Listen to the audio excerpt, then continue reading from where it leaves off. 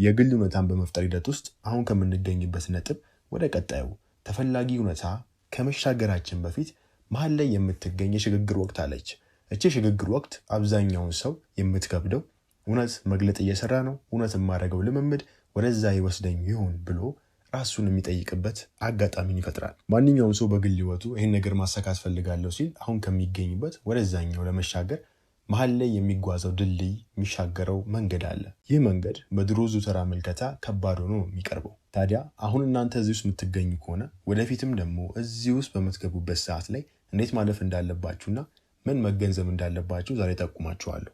ችግሩ የቱ ጋር እንደሚገኝ መፍትሄውስ ምን እንደሆነ ብሎም ደግሞ ይህንን በአጠቃላይ መረጃውን ያገኙት አንድ ላይ ከከፍተኛ የሥራ ፈጣሪዎች ጋር በመሰራበት ወቅት ነው። እነዚህ ከፍተኛ የሥራ ፈጣሪዎች ለእውነታ የተለየ ምልከታ እንዲኖራቸው በቅርበት አንድ ላይ በመስራት ነው በሚሊዮኖች የሚቆጠሩ ትርፍን እንዲያገኙ ማግዛቸው። ለማታውቁኝ ፋሬዝ እባላለሁ። ሜታፊዚክስ፣ ስነ አእምሮ፣ ኒውሮሳይንስ፣ የጥንት የኢትዮጵያ መዝገባትን በማጠናበት ወቅት እነዚህ መረጃዎች የግል እውነታን መፍጠር እንደሚያስችሉና የግል እውነታንም ደግሞ ለመፍጠር እንዴት መጠቀም እንዳለብን ነገሮችን እየሰራከው ፈትሼ ሰርተውልኛል። እነዚሁንም መረጃዎች ደግሞ በተለያዩ ማህበራዊ ገጾች ላይ በማካፍልበት ወቅት እነዚህ ከፍተኛ የሥራ ፈጣሪዎች ዕውቅ አርቲስቶች አብሬያቸው እንድሰራና ያለኝን እውቀት ወደ እነሱ በማሻገር እነሱም በሚለማመዱበትና በሚሰሩበት በተሰማሩበት የሥራ ዘርፍ ይህንን መረጃ በመሰካት ውጤታቸውን አለቀዋል፣ ትርፋቸውንም እጥፍ አድርገዋል። አብዛኛው ሰው ከሚስቱት ልጀምርላችሁ። ማኒፌስቴሽን አስተማሪ ነኝ የሚሉ ሰዎችም ተማሪዎቻቸውን የሚያስቱት ወይም ደግሞ በቂ እውቀትን የማያስጨብጡት ይህንን ባለመገንዘባቸው ነው። ምንድን ነው? ወረቀትና እስክሪብቶ ያዙ፣ ተከተሉኝ። ጥሩ ሀሳብ ማሰብ ብቻውን የምትፈልጉትን እውነታ እንድትኖሩ አያደርጋችሁ። በሰማይ ያለው በምድርን መገለጥ ያስፈልገዋል። በአናታችሁ በአንጎላችሁ የሚታሰበው ሀሳብ በሰውነታችሁ ላይም ደግሞ ታትሞ በስሜት ደረጃ በደመ ነፍስ መተግበር መቻል አለበት። ሀሳብ ብቻውን ለምን መልካም ነገር እንደማይፈጠር ታውቃላችሁ? ንዝረት ስለሆነ ነው። ምን ማለትህ ነው ካላችሁ አሁን አድምጡኝ። ንዝረት ስል በእሑድ መስክ ቋንቋ እያወራሁኝ ስለሆነ ነው። ውድ መስክ ደግሞ ምንድን ነው?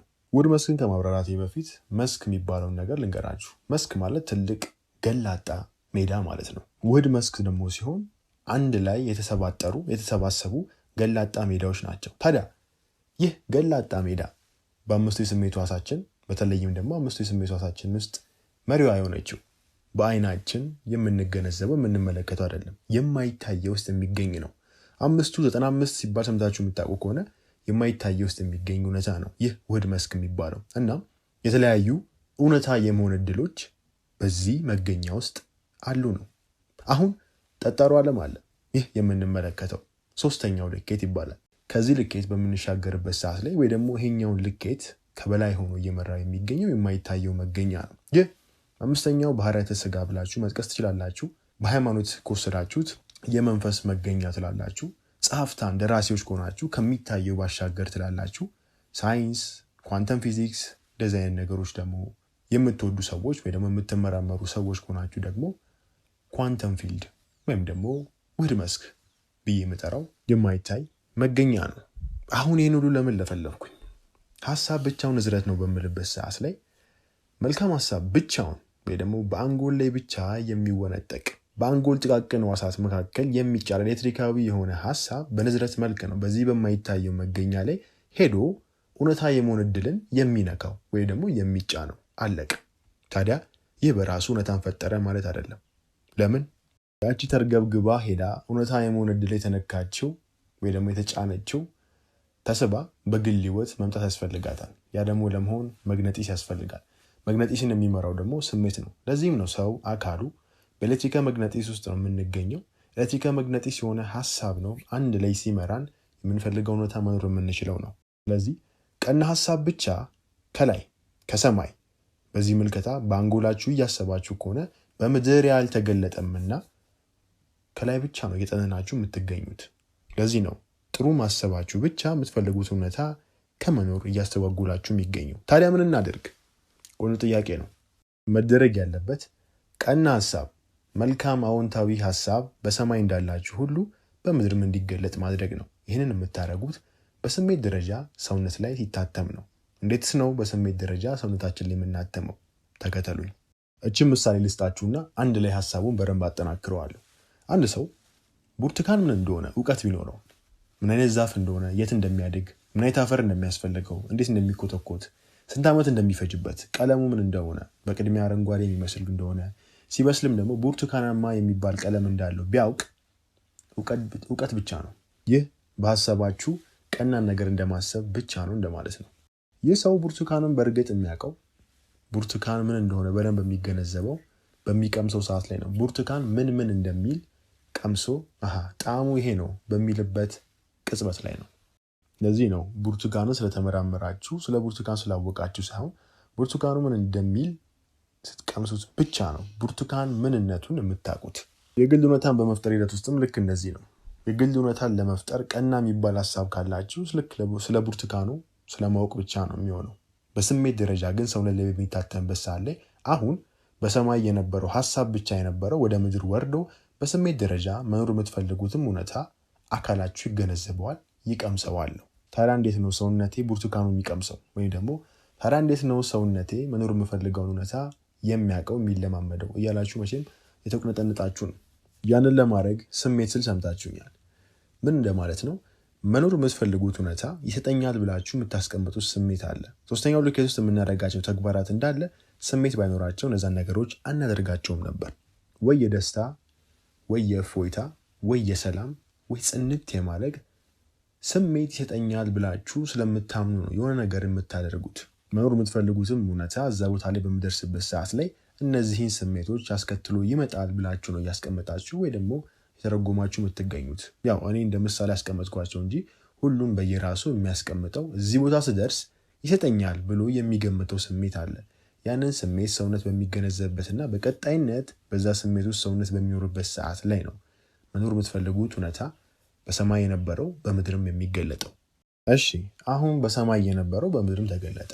በሰማይ እንዳለ በምድርም ሆነ። የማስበው ለምፈልገው እውነታ ቀና እንደሆነ ሁሉ ሰውነቴም ደግሞ ያን ነገር ተገንዝቦ በዛ ውስጥ መኖር ጀመርኩኝ። አሁን ምን ልትሉ ትችላላችሁ? አሁን የሚፈጠረው ከመጨረሻው መኖር ነው የምትጀምሩት። በዚህን ወቅት ሶስተኛው ልኬት ላይ እውነታ አልተቀየረም። በቅድሚያ እዚህ ጋር እስቲ የሆነ ነገር ልበላችሁ። ሶስተኛው ልኬት ላይ የሚገኙ እውነታዎች ሙሉ እውነታ አይደሉም። ራሳቸውን ችለው የቆሙ ወይ ደግሞ የተፈጠሩ ወይ ደግሞ የተቀመጡ ነገሮች አይደሉም። ዜሮ ወይ ደግሞ አልቦ ነው። እየደመርን አዎንታዊ ነገርን የምንመግበው በእኛ ምልከታ ነው። ቀንሰንም ደግሞ አሉታዊ አድርገን ይሄ ነገር ጠማማ ነው ጠሟል ብለን የምናስቀምጠውም እኛው ነን። በፊዚክስ ጥናት ውስጥ ደብል ስሊት ኤክስፐሪመንት የሚባል አለ አይደለም? ጥቃቅን ንዑሶች በምንመለከታቸው ሰዓት ላይ እንደሆነ ነገር እያደረጋቸው እንደሚሰራቸው ወይም ደግሞ የተለያዩ ቦታ ላይ እንደሚንቀሳቀሱ ወይም ደግሞ ቦታቸው እንደሚቀያይሩ ወይም ደግሞ ባህሪያቸው እንደሚቀያይሩ የምናውቀው ነገር ነው። እውነታም ልክ እንደዚህ ነው። ራሱን ችሎ እውነታ ነው። ነገር ግን በምንመለከተው ሰዓት ላይ እኛ በምንመግበው ምልከታ ልክ ነው የተመገበውን መልሶ ወደ እኛ የሚያንጸባርቀው። በዚህም የተነሳ ነው እኛ እውነታ የምንመለከትበት መንገድ እውነታን መልሶ እኛን የሚመለከተው ነው። አሁን ከፍተኛ ስራ ፈጣሪዎች ዓለም እንዴት እንደሚሰራ የሚገነዘቡ ሰዎች ለእውነታ ያላቸው ምልከታ ለእነሱ ለሚፈልጉት እነሱ መኖር ለሚፈልጉት መለማመድ ለሚፈልጉት እውነታ እንዲመግብ አድርገው ነው የሚመለከቱት። ያኔም ያ እውነታ በማይታየው መገኛ ላይ የሚገኝ እውነታ የመሆን እድል እነሱ የሚመለከታቸው እነዚህ ሰዎች እውነታ እንደዚህ የተመለከቱ እነሱ ሰዎች እኔን እንደዚህ የተመለከቱ ነው፣ ስለዚህ እንደዚህ ሆኜ ወደ እነሱ ልቅረብ ብሎ ነው እነዛ ጥቃቅን ንዑሶች በፊዚክሱ መልካቸውን እየቀያየሩ ባህሪያቸውን እየቀያየሩ እንደተቀመጡት እውነታም ተቀይሮ ለምልከታችሁ የሚቀርበው። ታዲያ ለግል እውነታችሁ ያላችሁ ምልከታ በሀሳብ ደረጃ የነበረው አሁን ወደ ምድርም ስለወረደ ያንን በስሜት ደረጃ በሰውነታችሁም ደግሞ እየኖራችሁት ነው። ድሮ ቀና ምልከታ ለምትፈልጉት እውነታ እንደምታስቡ ሁሉ አሁን ሰውነታችሁም ያን ነገር ተገንዝቦት በቀጣይነት እየኖረው ይገኛል። ታዲያ ይህንን ለማድረግ የሚከብዳችሁ ከሆነ አእምሯችሁን መረጋጋት ያስፈልጓል። ማለትም የአንጎል ሞገዶች ከቤት ከዋናው በቀን ተቀን እንቅስቃሴ ውስጥ ከከፍተኛ እርግብግብታ ወርዶ ከ4 እስከ 8 ሄርዝ የሚባለው ሄርዝ ማለት በቅጽበት ውስጥ ያለው የድምፅ እርግብግብታ ወይም ደግሞ የሞገድ እርግብግብታ ነው እና ያ የሞገድ እርግብግብታ ሲለካ በ4 እስከ 8 ሄርዝ የአንጎል ሞገዳችሁ መውረድ ያስፈልጓል። ይህ ደግሞ አልፍና ጤት ውስጥ ነው የምትሆኑት ወይም ደግሞ አልፋና ቴታ የሚባለው ማለት ነው። ይህንን ለመግባት ቀለል ያለ አረምሞ ሊሆን ይችላል፣ የቀን ህልም ትንሽ ጋደም ማለት ሊሆን ይችላል፣ ወይ ደግሞ ወደ እንቅልፍ ስትሄዱ የምትገቡበት ነው እና በዚህ ሰዓት ላይ የምትፈልጉት እውነታ ማሰላሰል መመልከት ወይ ደግሞ ሲሳካላችሁ ይሰጠኛል ብላችሁ የምታስቀምጡን ስሜት ሰውነታችሁ እንዲገነዘብ ማድረግ ነው። በዚህ ሰዓት ላይ በሀሳብ የነበረው በሰውነት ላይም እየታተመ መደበኛ ነው እየሆነ የሚመጣው። አሁን የሽግግሯ ወቅት የምትመጣው እዚህ ጋር ነው። ይህ ሰው ከመጨረሻው እየኖረ ነው። ከመጨረሻው መኖር ሲባል እዛ ቦታ ላይ ስትደርሱ ያ ማንነታችሁ የሚያደርገው የቀን ተቀን እንቅስቃሴ አለ፣ ያለው አቋም አለ፣ የሚኖርበት ቦታ አለ፣ የሚያገኛቸው ሰዎች አለ፣ አካሄዱ፣ አነጋገሩ፣ አመጋገቡ ራሱ እነዚህ ራሱ ይቀያየራሉ። ያንን ሰው ስትሆኑ የምታደርጉትን ተግባር ሶስተኛው ልኬት ሳያመጣው ወይ ደግሞ ሶስተኛው ልኬት ውስጥ ሳይቀየር ነው እነዛን ነገሮች የምታደርጉት። ማለትም ድሮ በነበራችሁበት እውነታ ውስጥ ከከባቢያችሁ በልጣችሁ ነው የምትገኙት ነው። ይሄኔ በዚህ ሽግግር ወቅት ነው ሶስተኛው ልኬት የምትፈልጉት እውነታ ሳያመጣ ሲቀር እውነት የማደርገው ነገር እየሰራ ነው፣ እውነት የምፈልገውን እውነታ በአካሌ ላይ ማተሜ፣ እውነት ከመጨረሻው ለመግለጥ መኖሬ። መግለጽ ስል ማለት ይሄ የምትፈልጉትን እውነታ በቀጣይነት አሁን ላይ ሆናችሁ ልክ እንደ መጽሐፍ እየገለጣችሁ እንደማገላበጥ ወይ ደግሞ ቀጣይ የሚገኘውን አሁን ላይ ሆናችሁ እያዩ እየተመለከቱ ማሳለፍ ለማለት ነው። ታዲያ እውነት ይህ ነገር እየሰራ ነው ብላችሁ ነው መጠየቅ የምትጀምሩት። አሁን እዚህ ጋር ነው ጨዋታው። አንድ ሰው እዚህ ጋር በሚቆምበት ሰዓት ላይ በሶስተኛው ልኬት ምልከታ ተመልክቶ የሚወድቅ ከሆነ ድሮ የነበረበት እውነታ ውስጥ ነው ታፍኖ የሚቀረው።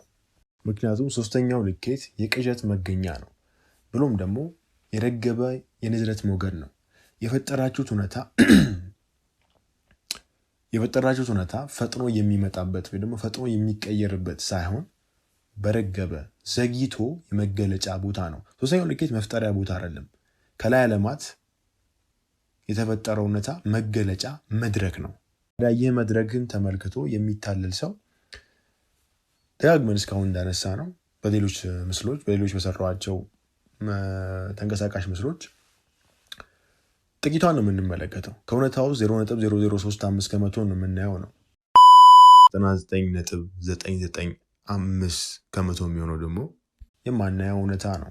ስለዚህ ከምናየው ይልቅ የማናየው ነው የሚበዛው። ታዲያ በምናየው የምንተረጎም ወይ ደግሞ በምናየው እውነታችን ለመተርጎም የምንሞክር ከሆነ በቅዠት ወይ ደግሞ በጥቂቷ እውነታ ተታለናል ነው። ልክ ከመጨረሻው እየኖረ ባለበት ሰዓት ላይ በሰውነቱ ላይ የሚፈልገው እውነታ አትመው በስሜት ደረጃ በደመ ነፍስ ከመጨረሻው እየኖረ አንድ ሰው ባለበት ሰዓት ላይ የሽግግር ወቅት ናት። የሽግግር ወቅት ወደዛ ሊሻገር ሲል ይህ ነገርማ እየሰራ አይደለም ብሎ ከተመለሰ ሶስተኛው ልኬት አታለለው። የድሮ ዙተራ ተጠምዶ ዙተራ ማለት የሚደጋገም የኃይል ህትመት ነው እና በድሮ በሚደጋገም የኃይል ህትመት ውስጥ ሆኖ ነው የግል እውነታውን እዛው ባለህበት እርገጥ የሚሆነው።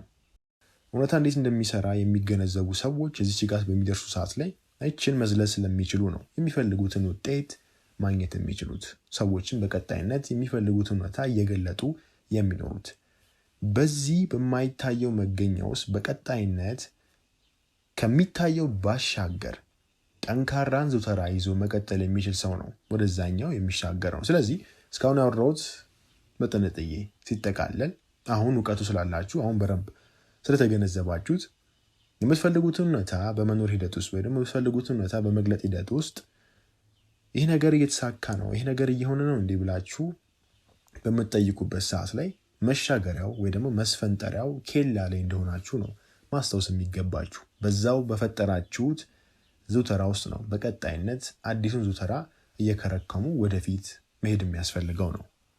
ከአንድ ከፍተኛ የስራ ፈጣሪ ጋር በዚህ ሳምንት እያወራሁ ነበር። ለምሳሌ ማትፈልጊው እውነታ ቢያጋጥምሽ ምንድን ነው የምታደርጊው ብዬ ጠየኳት። ለምፈልገው እውነታ መሻገሪያ ድልድይ ነው። ምንጊዜም የማልፈልገው ነገር በሚያጋጥመኝ ሰዓት ላይ ቀጣይ የሚፈልገው ነገር እንደሚመጣ አውቃለሁ ብላ ነው የመለሰችልኝ። ከሚታየው ባሻገር መኖር ማለት ይሄ ነው። አለቀ። ሶስተኛው ልኬት ማንኛውም አይነት እውነታ ፊት ለፊታችሁ ቢያቀርብም ከዛ እውነታ ተሻግሮ ማየት የምትፈልጉትን መመልከት በምትችሉበት ሰዓት ላይ የእናንተ ምልከታ እውነታውን ስለሚቀይረው እውነታውም እናንተን የሚመለከትበት መንገድ ይቀየራል ነው። ምናልባት የመግለጥ መሰረቱ ላይኖራችሁ ይችላል። መግለጥ ራሱ ምንድን ነው ብላችሁ ልጠይቁ ትችላላችሁ። በ10 ምዕራፍ የሚሆን እንደ ኮርስ ወይም ደግሞ እንደ ድምፅ መጽሐፍ አዘጋጅቻለሁ። ከድረ ገጹ ላይ አውርዳችሁ አድምጡት።